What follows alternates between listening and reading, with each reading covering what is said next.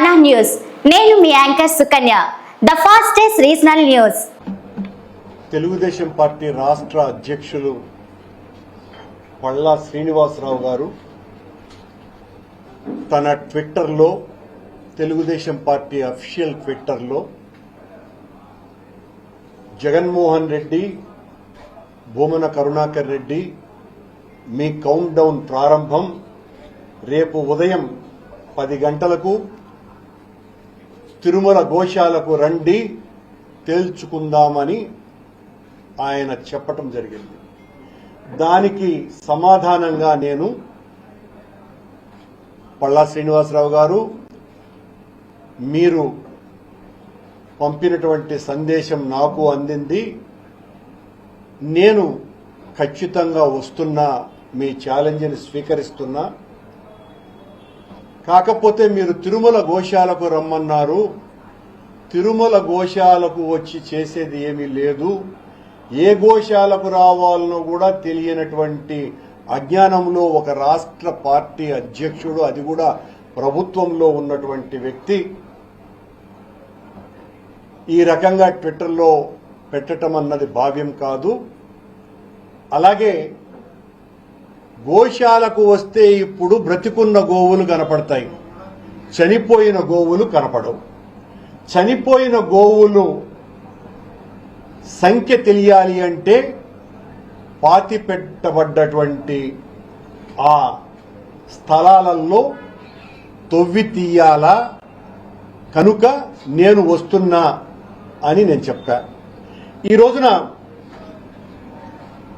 రాత్రి అర్ధరాత్రి నుంచే మాకు సంబంధించినటువంటి నాయకులను, మా మేయర్ దగ్గర నుంచి కార్పొరేటర్లని, ముఖ్యమైనటువంటి నాయకులను, కార్యకర్తల్ని అందరినీ కూడా హౌస్ అరెస్ట్ చేసినారు.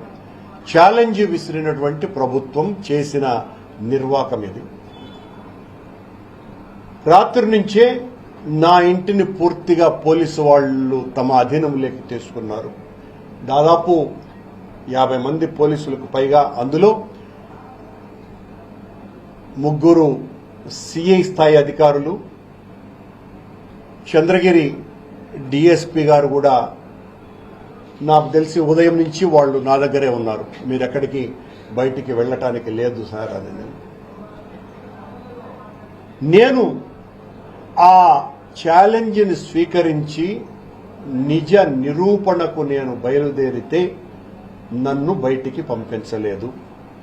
సరిగ్గా వాళ్ళు అవతల పార్టీకి సంబంధించినటువంటి వాళ్ళు, ప్రభుత్వ ప్రతినిధులు ఎవరో వచ్చినారు అని తెలిసి నేను ఇంటి నుంచి బయలుదేరా. నా పెద్దలైనటువంటి పూర్వ మాజీ ఉప ముఖ్యమంత్రి నారాయణ స్వామి గారు, అలాగే పూర్వ మంత్రి శ్రీమతి రోజా గారు, నా తమ్ముడైన పార్లమెంటు సభ్యులు గురుమూర్తి గారు, అలాగే మా పార్టీకి సంబంధించిన నాయకులు, మేమందరము కూడా బయలుదేరితే మమ్మల్ని అస్సలు బయటికి రానివ్వలేదు.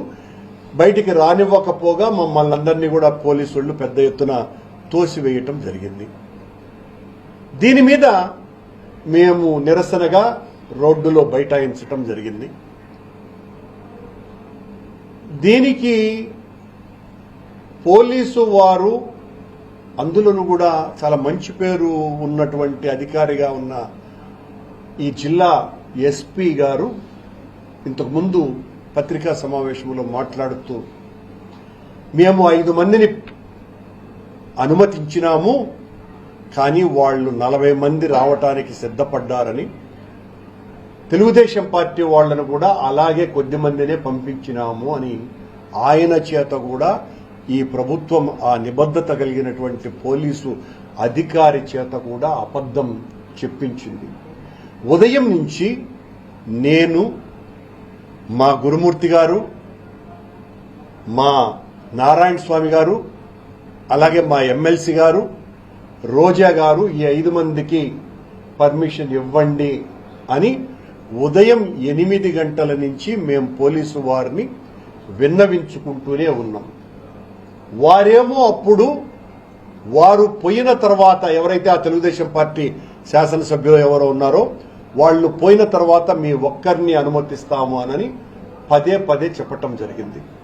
ఇవన్నీ కూడా ఆన్ రికార్డ్ కొన్ని వందల మంది పోలీసు వాళ్ళ సమక్షంలో కూడా జరిగినటువంటి విషయం. మమ్మల్నేమో పంపించకుండా నిర్బంధించి అడుగడుగున ఆటంకాలు కలిగించి మేము 5 మందిమే వెళతామని చెప్పినా కూడా అనుమతి ఇవ్వకుండా ఒక జిల్లా స్థాయి ఎస్పీ స్థాయిలో ఉన్నటువంటి అధికారి చేత, ఒక నిజాయితీపరుడైన అధికారి చేత ఈ రకమైనటువంటి అబద్ధాలు చెప్పించే స్థాయికి ఈ ప్రభుత్వం దిగజారింది. మేము ఆ మధ్యలో 12 గంటలకో ఎప్పుడో 11:30కో చంద్రగిరి అలాగే కాళహస్తి శాసనసభ్యులిద్దరూ కూడా నాతో ఫోన్లో మాట్లాడి అక్కడ ఉన్నటువంటి మీడియా ప్రతినిధులందరూ కూడా వినాలని, నేను ఎత్తకుండా పోతాననుకునేటువంటి ఉద్దేశంతో నాకు ఫోన్ చేయటం జరిగింది. నేను ఎత్తితే అన్న మీకోసం వెయిట్ చేస్తున్నాము చాలాసేపటి నుంచి అని చెప్పినారు.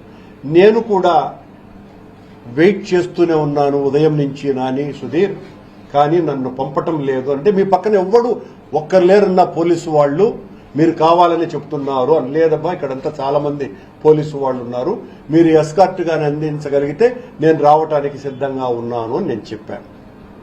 చెప్పిన తర్వాత వాళ్ళు మేము పంపిస్తాము అని అన్నారు. వాళ్ళు పంపలా. నేను ఇక్కడ ఉన్నటువంటి పోలీసు అధికారులతో, ఇక్కడ డిఎస్పీ గారు కూడా ప్రసాద్ గారు కూడా ఉండినారు, ఇంకా ఉన్నారు అనుకుంటా బయట, ఆయనతో కూడా చెప్పడం జరిగింది మేము వెళ్తాము అని. వారు మమ్మల్ని పంపలేదు. అది కూడా విజువల్స్ అన్నీ కూడా బయటికి వచ్చేసాయి. అలాగే తమాషాగా నాకు ఎవరైతే సవాలు విసిరారో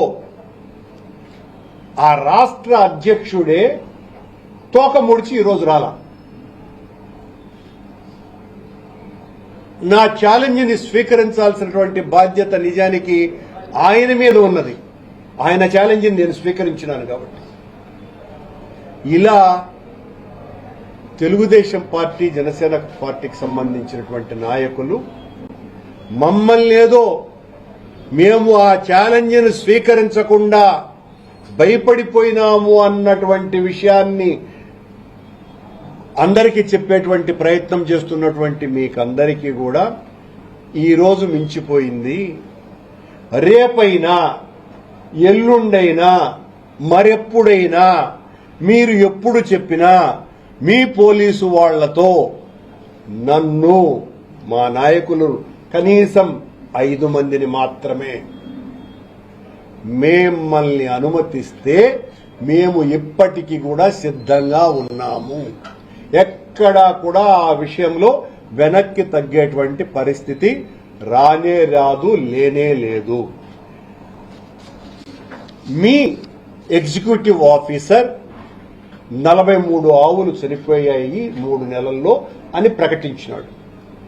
మీ చైర్మన్ 22 ఆవులు చనిపోయాయి అని చెప్పటమే కాకుండా, ఏం మనుషులు చచ్చిపోరా, ముస్లిం 35 కాబట్టి చచ్చిపోయినాయి, నువ్వు ఒక దుర్మార్గుడివిరా, నీచుడివిరా అని నన్ను ఇష్టం వచ్చినట్టుగా తిట్టాడు. మనిషి జన్మ ఎత్తటమే పొరపాటురని ఇలాంటి వాడు అని.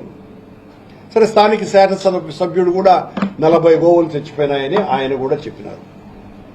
నేను ఏ మాట అయితే చెప్పానో ఆ మాటకు ఇప్పటికీ కూడా కట్టుబడి ఉన్నాను.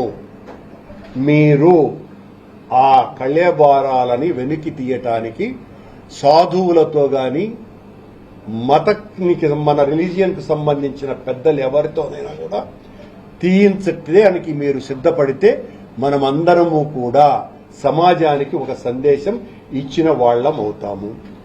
మీ పాలనలో వారు ఎగ్జిక్యూటివ్ ఆఫీసర్ గత ఏప్రిల్ నెల నుంచి మార్చి వరకు 191 ఆవులు చనిపోయినాయని గోశాల ఫామ్ మేనేజర్ చేత చెప్పించినారు. ఇంతకంటే ఎక్కువ చనిపోయినాయన్నది ఇప్పటికీ కూడా మా వాదన. మీరు అఫీషియల్ గా రిలీజ్ చేసింది 191. ఇందులో మా పాలనలో 2 నెలలు ఉన్నాయి. మీరు నిరంతరం, అంటే నేను ఈ సమస్య లేవనెత్తిన తరువాత మీరు ప్రక్షాళన చేస్తామని ప్రారంభాన్ని ఘోషించిన అధికారం చేపట్టినటువంటి మీరు ఈ మార్చి ఏప్రిల్ మే కూడా ఆ రోజున ఎన్నికల కోడ్ ఉంది, మాకు సంబంధమే లేదు మా పాలనకు సంబంధించి అది ఇచ్చారు. ప్రక్షాళన మీరు అడుగుపెట్టినప్పటి నుంచి ఉంది కదా, మరి ఈ 10 నెలలు ప్రక్షాళన ఎందుకు జరగలా? మరి ఈ 170 ఆవులు ఎందుకు చనిపోయినాయి? మీ ప్రకారమే అనుకుందాం, నాది ఇంకా ఎక్కువ సంఖ్యనే నా వాదన. జూన్ నుంచి ఇప్పటి వరకు, జూన్ నుంచి అంటే మీరు అధికారం చేపట్టినప్పటి నుంచి ఇప్పటి వరకు 170 ఆవులు చనిపోయాయి అన్నటువంటి విషయం అధికారికంగా మీరు చెప్పినటువంటిదే, మీ ఫామ్ మేనేజర్ రిలీజ్ చేసినటువంటిది.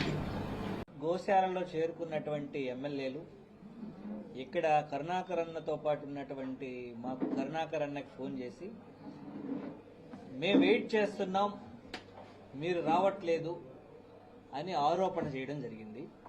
కరుణాకర్ అన్న దానికి మీరు ఎస్కాట్ పంపిస్తే నేను వస్తాను, ఇక్కడ సాక్షాత్తు డిఎస్పీతో పాటు అందరూ సిఐలు పోలీస్ సిబ్బంది అంతా ఉండి అడ్డుకోవడం, మేము దానికి నిరసన తెలియజేయడం జరిగింది.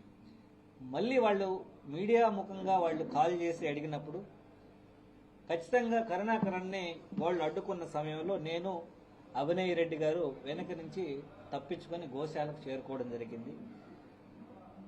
మీరు ఇక్కడ చేస్తున్నటువంటి విషయం వేరు, అక్కడ జరుగుతున్నట్టు వేరు.